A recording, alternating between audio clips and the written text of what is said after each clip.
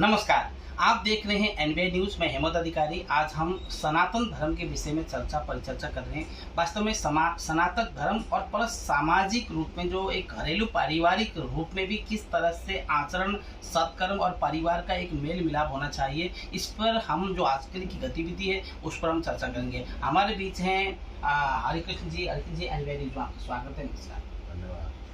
हरिकृष्ण जी, वास्तव में आप जिस तरह से हमने समाज को देखा, या आपका भी एक परिवार है जिस पर हमने एक सत्कर्म, सबको एक धार्मिक विचार विषय भागवत कथा में बच्चों को सबको एक अच्छे मार्ग में चलने का दिशा आपने दिखाया। लेकिन आज का समाज, जो आज का परिवार है, कहीं ना कहीं एक दायरा में होने के बजाय बिखरा हुआ है। उसको हम जिस तरह से आप संदेश हमारे दर्शकों को दीजिए कि कैसे सनातन धर्म के लोग या सनातन का विस्तार प्रचार हो, सनातन लोग एक एकताबद्ध हो कि जो पुराने परंपरा में रहते थे उस तरह से अब दोबारा कब ऐसा संभव हो सकता है, इस विषय में चर्चा। कृष्णाय वासुदेवाय हरे परमात्मने प्रणत क्लेशनाशाय गोविंदाय नमो नमः। श्रीमन्नारायण गोविंद भगवान के पाद पंकजों में धन्यवाद प्रणाम करते हुए आपके चैनल एनबीए न्यूज के आप सहित आपके सभी जो कर्मचारी हैं सभी का धन्यवाद ज्ञापन के साथ साथ और देश विदेशों में रह करके इस एनबीए न्यूज को सुनने वाले सभी श्रोतागण को सहृदय से साधुवाद प्रदान करता हूँ। सबका जय जय हो, मंगलमय हो। आपने बहुत अच्छा प्रश्न किया। आज के तारीख में, आज के समय में बहुत सारे लोग दुखी हैं, बहुत ही धर्म का भी कन्वर्ट कर रहे हैं। जिनको धर्म के बारे में, धर्म क्या है वो मालूम ही नहीं है, बस जिसको जो मन चाहे वो कर रहा है। आगे बढ़ने के, जैसे ट्रैफिक होता है सिग्नल में, वो भी जल्दी निकलने की कोशिश करता है, वो बोलता है मैं जल्दी निकल जाऊं, वो बोलता है मैं जल्दी निकल, सारे के सारे फंस जाते हैं वहीं। कलाक दो कलाक अगर शांति तरीके से निकलते होते, एक दूसरे को निकलने पूर्वक बन के ट्रैफिक का नियम पालन करते, तो ज्यादा 1 मिनट लगता। लेकिन 1 मिनट के बचाने के चक्कर में पूरे 1 घंटे 2 घंटे जाम में फंस जाते हैं। इसी प्रकार से सुखी होने के चक्कर में सारे दुखी हो रहे हैं। सबसे पहले तो वस्तु क्या है, सुंदरकांड के अंदर में लिखा हुआ है, जहाँ सुमति वहाँ संपत्ति विधिनाना, जहाँ कुमति वहाँ विपत्ति निधिना। जहाँ घर में शांति होती है, सुमति होती है, घर में जो आज्ञाकारी पुत्र आदि हो, पत्नियां हो, सेवक भी हो तो सेवक भी आज्ञाकारी हो, और घर में दैनिक भगवान का पूजा अर्चना वंदना होता है, जैसे आपने देखा हमारे यहाँ अर्चना होती है। तो इससे क्या होता है, आदमी एक विकास और प्रगति की तरफ में जाएगा। घर में क्योंकि रोज पूजा होगी, बहू जो है रोज सास को प्रणाम करेगी, पुत्र जो है रोज पिता को प्रणाम करेगा, माता को प्रणाम करेगा, एक दूसरे से जो अपने से बड़े हैं, दादा दादी जो भी अपने घर से जो बड़े हैं, दीदी भाई जो भी है, तो हर रोज प्रणाम करेंगे तो उनको भी दिल में अच्छा लगेगा और खुशी होती है। और दूसरा वस्तु क्या है कि प्रणाम करने का हमारे दिमाग एक कंप्यूटर जैसा है। ये कंप्यूटर को बनाने वाला तो इससे भी, तो कंप्यूटर से भी महान है, तो इसमें भी वायरस घुस जाती है। तो ये वायरस का निकलने का एक ही तरीका है कि माता पिता को रोज सुबह शाम प्रणाम करें। तो उससे क्या होगा कि घर में सास बहू में भी अच्छा प्रेम भावना बनेगा, तो भाई भाई में भी अच्छी प्रेम भावना बनेगी, पिता पुत्र में भी अच्छा भावना बनेगा।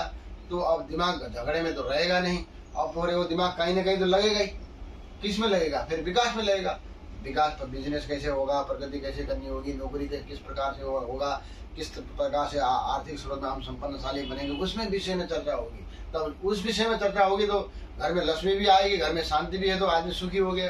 तो धर्म का कन्वर्ट नहीं करेगा वो, धर्म कन्वर्ट तभी करेगा घर में रोज झगड़ा होता है, एक सास बहू एक दूसरे के दुश्मन बन गया हो, माता पिता के प्रति पुत्र का दुश्मनता भावना हो जाए, और पुत्र के भी ऐसा निकम्मा भावना करने वाला पुत्र होगा तो माता पिता का भी निराश होगा। तो एक दूसरे के खत्म कैसे करे, एक अपने आप में एक दूसरे को किस प्रकार से खत्म करे।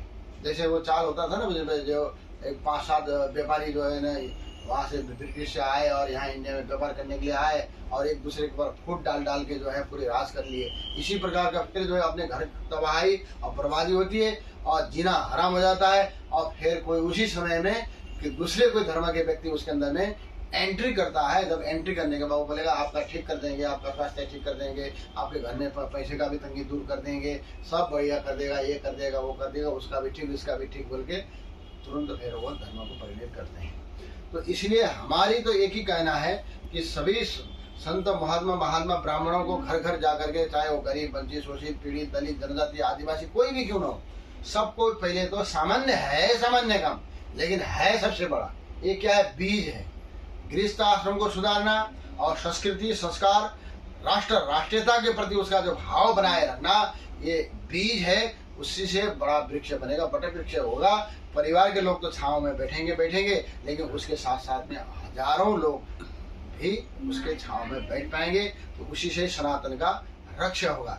वस्तुतः सत्य सनातन, सत्य मतलब कभी नाश न होने वाला, सनातन मतलब आदि युगों से चलता आ रहा है और आगे भी चलता रहेगा, उसको सत्य सनातन कहते हैं। तो हमारा धर्म क्या है, सत्य सनातन, सनातन धर्म मतलब आगे भी राम के बारे में सतयुग में भी था, त्रेता में भी था, द्वापर में भी था, आज भी है और आगे रहते रहेगा। ऐसे चतुर्युगी होकर के 71 चतुर्युगी का एक मनमंत्र होता है, तो ऐसे समय में चलते रहते।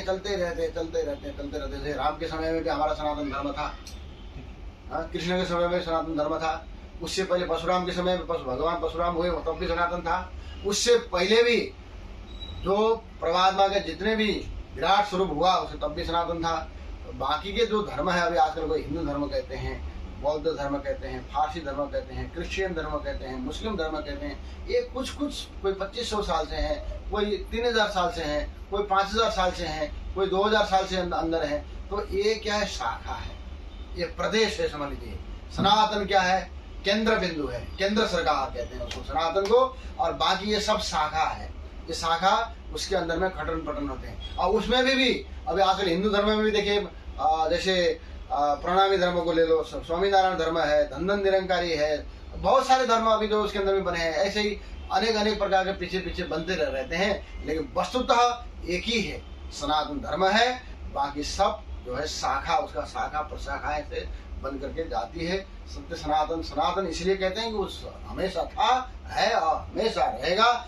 यही सनातन धर्म का और जो मूल मंत्र लेकर चलते, सर्वे जना सुखिनः भवन्तु, सभी संसार के विश्व के अंदर जितने भी लोग हैं सभी सुखी रहे। ये कौन कहता है, सनातन कहता है।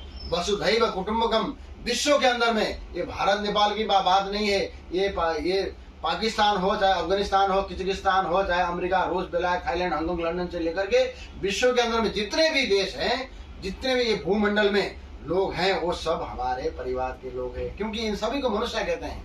मनुष्य के सिवा दूसरा कुछ कहते हैं क्या? ये मनुष्य, ये मनु और शतरूप द्वारा ये मनुष्य का उत्पत्ति हुआ है। ये शारीरिक मैथुनिक उत्पत्ति जो है मनु और शतरूप द्वारा हुआ है। इसलिए मनु सबसे पहला संविधान जो किसको कहते हैं, पुराना सबसे बड़ा संविधान और पुराना वर्ल्ड संविधान मनु संविधान है, मनुस्मृति कहते हैं। तो वो उसी में से मनुष्य सबका, मनुष्य के द्वारा उत्पत्ति हुए जाने पर इसलिए सभी को मनुष्य कहते हैं। मनुष्य इसलिए सभी तो मनुष्य ही है। इसलिए हम सभी को अपना भाई, अपना बंधु, अपना यार, अपना प्रेमी समझते हैं। हम किसी को न दुश्मन समझते हैं, न किसी को कोई दूसरा कुछ समझते हैं। लोग परिभाषा अर्थ का अनर्थ लगा, मैंने कुछ आपको बताया, ये शाखा प्रशाखा है, दूसरा सनातन एक मुख्य जड़ है, आपको बताया। अब इसका अर्थ का अनर्थ करेंगे लोग, ओहो महाराज ने तो बेकार कर दिया, हमारे धर्म को नीचा। अरे हमारा कहना, हम किसी को धर्म को नीचा नहीं दिखाते, कोई किसी का धर्म गलत मार्ग पर नहीं ले जाता है। सभी धर्म अपने अपने जगह में है, लेकिन मूलतः वस्तुतः क्या है वो अपने को समझना पड़ेगा। इतना समझ जाए तो आदमी कभी दुखी नहीं होगा, ये हमारी गारंटी है।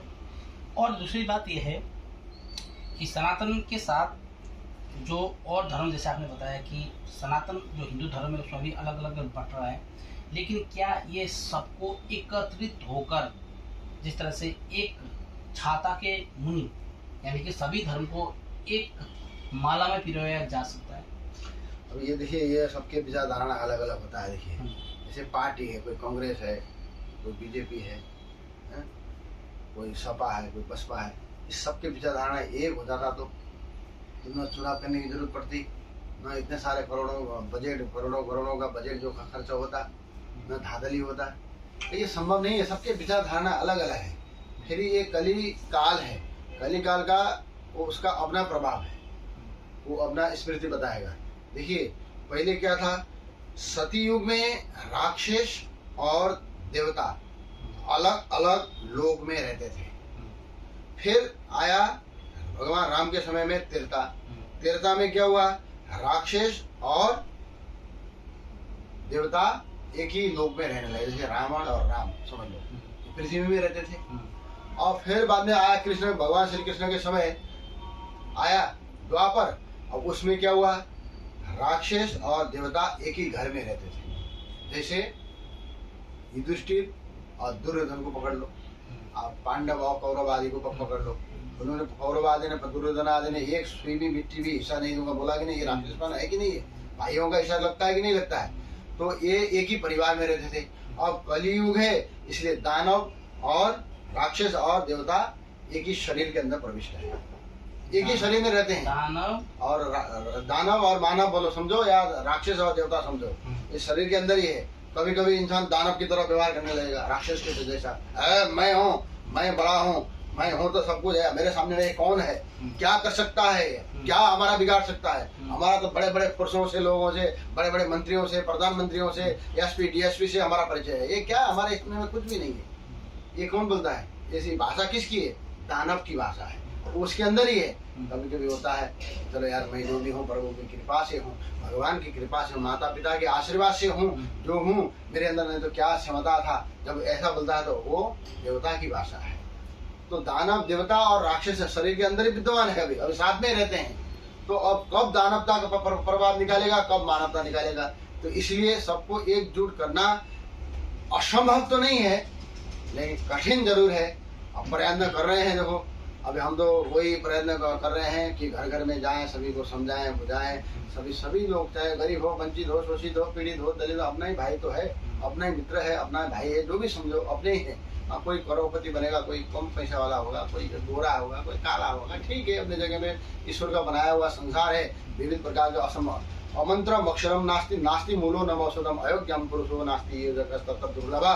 मतलब अमंत्र हम लोग बातचीत करते हैं, सभी शब्दों के अंदर मंत्र है, लेकिन मंत्र कौन से शब्दों को मिलाएंगे तो मंत्र बनेगा, और ये सब जानने वाला व्यक्ति चाहिए। हाँ, और संसार में वृक्ष पौधा आदि के बहुत हजारों है, उसमें अंदर कौन से वृक्ष को, कौन से पत्ते, कौन सा जड़ को मिलाकर औषधि बनेगा। और संसार में अयोग्य पुरुष भी कोई नहीं है, जो पुरुष उसके दिमाग से, उसके हिसाब से क्या काम कर सकता है वो बताने वाला। अयोग्यम पुरुषो नास्ति योजकस् तत्पुरुषः, योजना करने वाले व्यक्ति की आवश्यक है। आप हम सब लोग जगेंगे तो असंभव नहीं है। सबको एक करके एकता के मंच पर जा करके अपने भगवान का स्तुति करते हुए हम इसको आगे बढ़ाएंगे और सनातन धर्म की झंडा गाड़ेंगे। आप देख रहे हैं वास्तव सनातन धर्म के विषय में, परिवार के विषय में चर्चा करी, और हम आगे भी चर्चा फिर करेंगे। अभी हम काफ़ी खास टाइम भी कम है, तो हम अभी विदा लेते हैं। आपने एनबीआई न्यूज़ के दर्शकों को खासकर अंतिम में शब्द कुछ रखने रख सकते हैं। ये ऐसा है, सभी लोगों को, दर्शक बिंद को लोग और आजकल के नया जनरेशन, नया युवा को हमारा तो एक ही विनती है कि आप लोग सभी लोग पहले घर में अपने जहाँ हो, अपने घर में सभी लोग अपने माता पिता को प्रणाम करना शुरू करो, उसी से ही कल्याण होगा। है छोटा सा बात, उसमें कोई 1 रुपया खर्चा नहीं है, लेकिन होगा बहुत बड़ा। बड़े विद्वान बनोगे, बड़े यशस्वी, तेजस्वी, ओजस्वी, आयुष्मान, कीर्तिमान, आरोग्यवान, ऐश्वर्यवान, धनवान, पुत्रवान बनोगे। कब बनोगे? जब घर में शांति बनाए रखो, और जो भी कार्य होता है ईश्वर की कृपा से होता है और हमारे माता पिता के आशीर्वाद से हो रहा है, ऐसे भाव लाओ। अगर कोई काम बिगड़ता है तो हो सकता है प्रभु मेरे से कोई भूल हुई होगी, ये माता पिता मेरे से कोई त्रुटि हुई होगी, जिसका परिणाम ये भुगतना पड़ रहा है। इसलिए आपकी कोई दोष नहीं, दोष अपने माथे में लो, और जो कार्य अच्छा बनता है तो माता पिता भगवान को श्रेय दो। जिस दिन इतना करोगे उस दिन से आपका कल्याण होना निश्चित है, हमारा गारंटी के साथ बोलते हैं। चलिए सभी को जय जय श्री राधे, जय श्री। एनबीआई न्यूज़ के समय देश के लिए धन्यवाद।